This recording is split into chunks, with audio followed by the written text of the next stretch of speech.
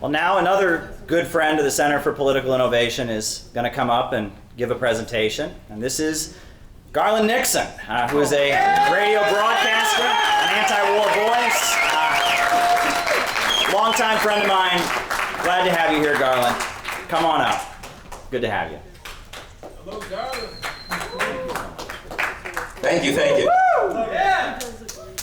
I'd like to start off, like I do often, I'd like to dedicate my brief discussion to the legacy of the great Paul Robison, a man who gave up a lot and stood for the people worldwide.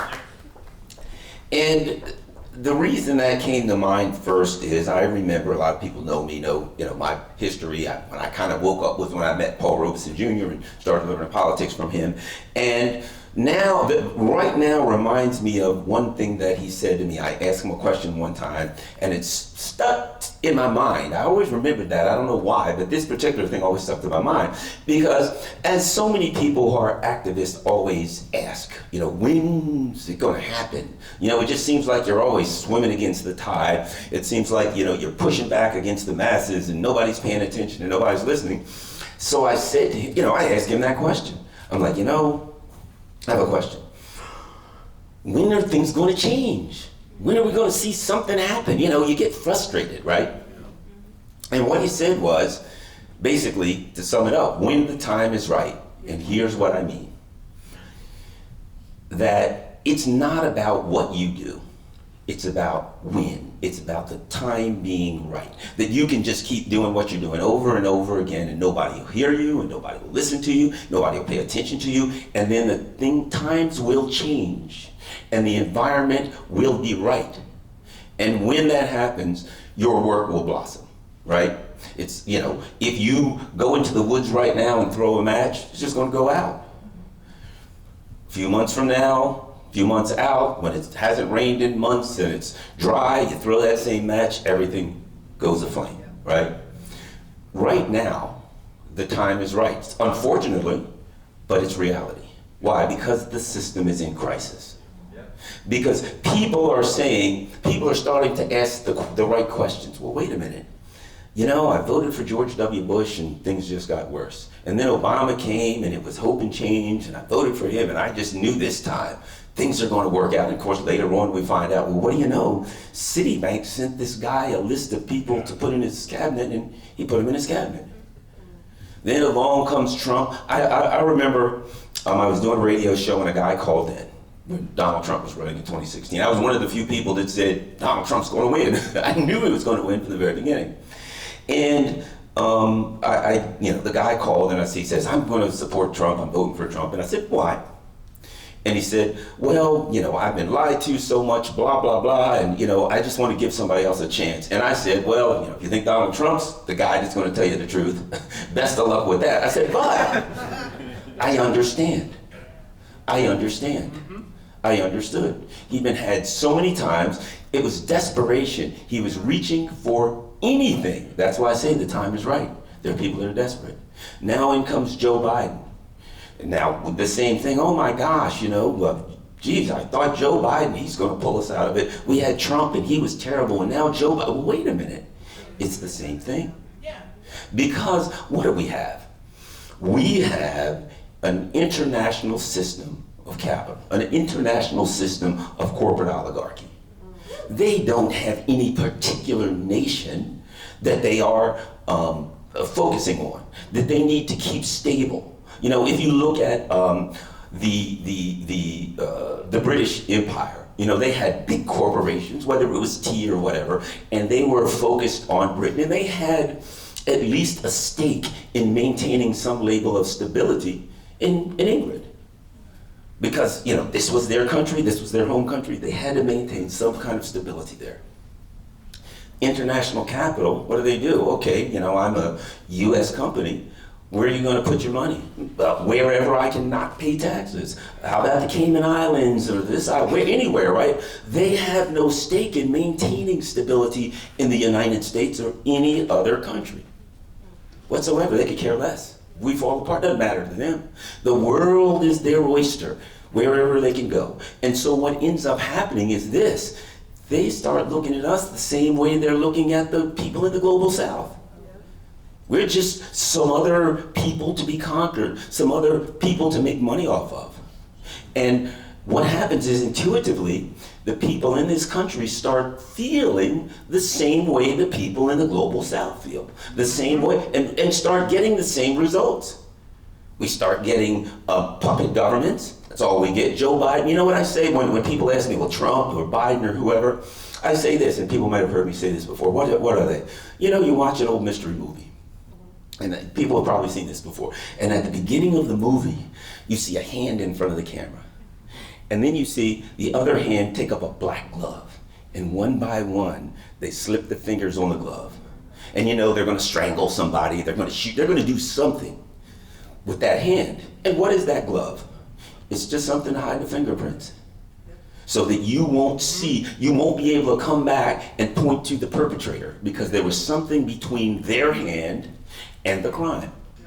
Right? That's all Joe Biden is. We can scream genocide Joe or whatever. Next it'll be genocide Trump, genocide Biden. It doesn't matter. They're all just a black glove. Same thing I say with Ukraine. What is it? It's a black glove. The empire puts on a glove, Ukraine, so they can then plausibly argue, we're not at war with Russia. We're not at war with whoever. Israel, it's a black glove. We're not at war in the Middle East. We're not trying to subjugate the Muslim. No. Israel is there. That glove is between us and the crime scene. And so people are starting to wake up in America. People are starting to wake up in the West and realize that there's no point in me getting mad at Joe Biden. No. He's irrelevant. He's Trump. He's Obama. He did not pick his cabinet. He came in there and he was sat down in there and he's told what to do. Joe Biden's irrelevant. The system is in crisis. And what's happening is now people who for years have been saying there's a problem with this system and it needs to change are starting to be heard. The time is right for people to hear it. In fact, people are starting to ask the questions that before people like a lot of us, there are people in here of various ideologies, but they're the one thing most of us have in common.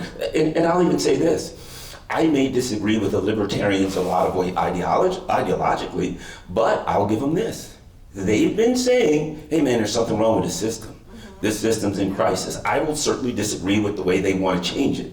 But I think one of the reasons that you're seeing alliances across the ideological spectrum is because there are people who say, I'm mad at Biden, I'm mad at Trump, I'm mad blah, blah, blah, blah, blah. And there are people of various ideologies who intuitively recognize that the system is in crisis and that this is what it does. It's not that the system doesn't work. The system works perfectly. If you think the system doesn't work, you just don't understand what it's designed to do. It is designed to extract money from the working class, extract money from the poor, and put it in the hands. In the past, it would put it in the hands of the big corporations and they'd have their money, blah, blah, blah, and the corporation may be a UK corporation or maybe a British corporation. Now, it's international global capital, and we are basically aligned with the people in the global south, and people are waking up to recognize that. And what's happening is this, so consequently the people in power, you see the big crackdown, the censorship, all of these things. Why? Because they view they view a rising insurgency. In the same way that, they overthrow country X and they go in there and they say these people are insurgents and they're pushing back against power. They're looking at us in the same way. That's what the censorship is about. There's an insurgent, Garland Nixon, he's trying to tell us this.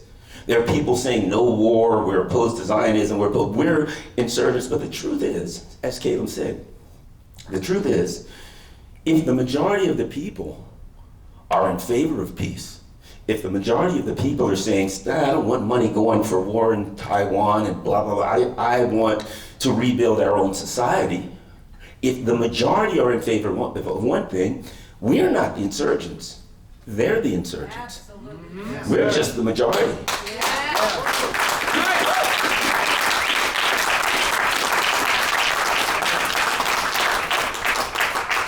And now I think that the struggle, as Martin Luther King discussed, the struggle for peace And the struggle, and this is an important thing, the struggle for peace and the struggle for economic justice, and I don't mean economic justice for black people or gay people or white people, I mean economic justice, right?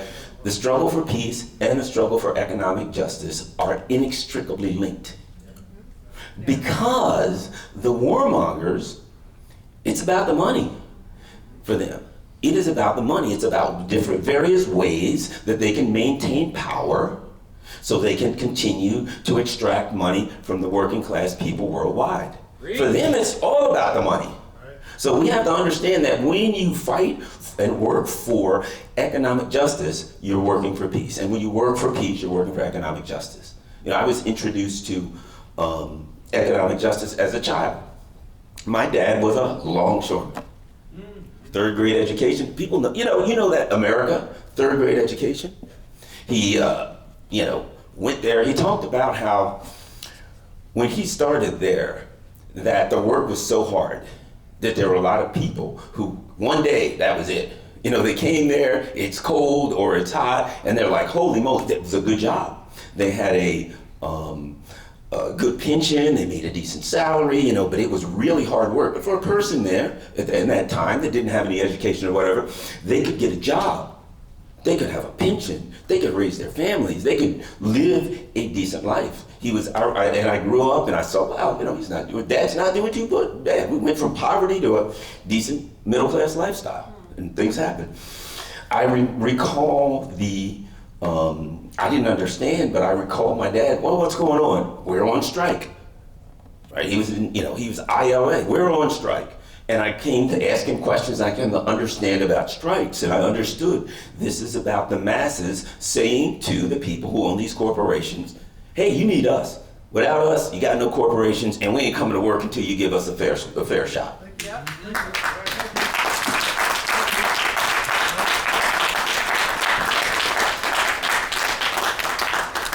But what I didn't understand at that time was the connection to war, the connection to oppression. I didn't understand that. And as, I'm not going to go over the history, but as we look at the history of the United Fruit Company, as we look at Coca-Cola, as we go around the world, as we look at Shell in Nigeria, we could go on and on. Every single time it comes back to corporate oligarchs going around the world saying, I can make some more money.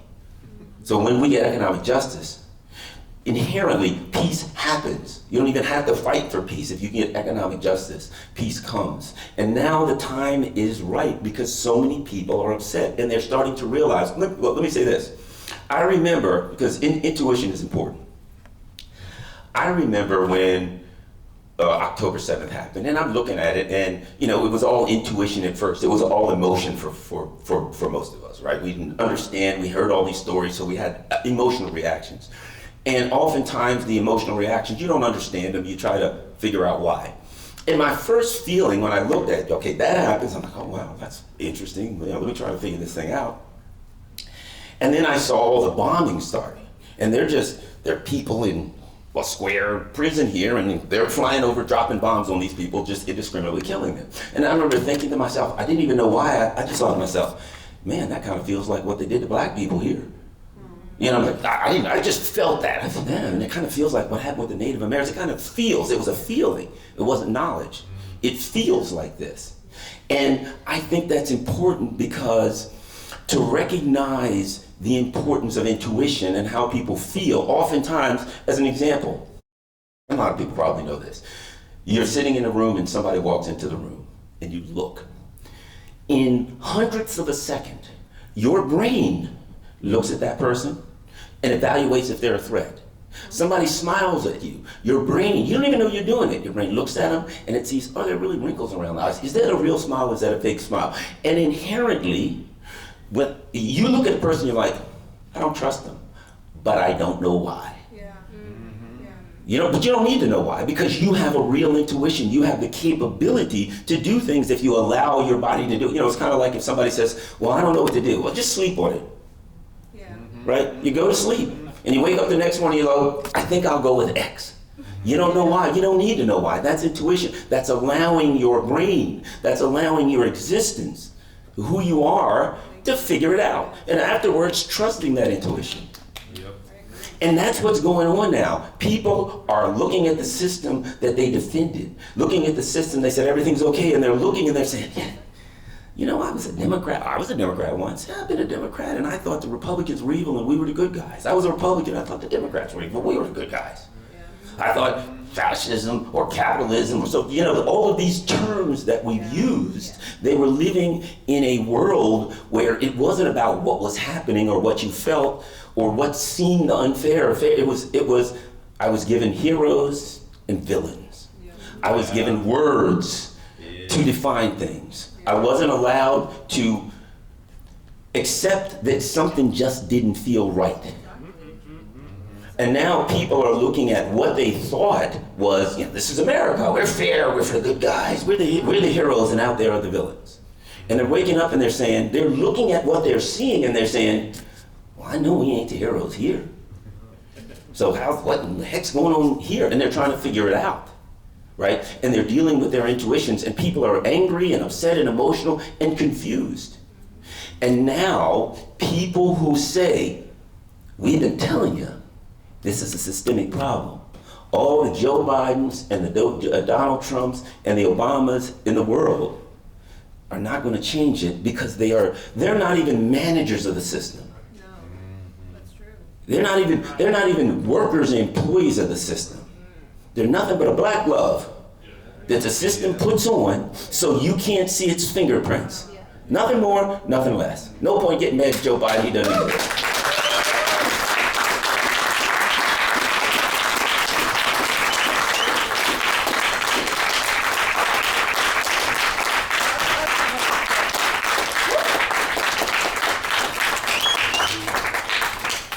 So I will end up by saying this, that this is a time in what is a very difficult period for all of us emotionally as we empathize with once again, as we empathize with the abused and murdered and slaughtered and oppressed people in the world at the hands of imperialism. It's a difficult time, but let's view it as it is what it is. We can't stop it, as it were. We can push back against it, but view it as this is the right time. When you talk to people, if you can go out and talk to groups, you have to let them know. You know, Genocide Joe. Yeah, you know, I say that stuff too. What would happen if Genocide Joe dropped dead tomorrow and Kamala Harris was in charge? Yeah. Well, and you know what it is? They are a mockery of us. It is Joe Biden and Liz Truss and Kamala Harris. They are the ruling elite laughing in our faces, mocking us. Ha ha ha ha ha. You think you got democracy? You think you're choosing something? We will put. Look at this. We will put clowns in front of you to dance in front of you and say that's a democracy. Ha ha ha, you chose these people. That's all we are.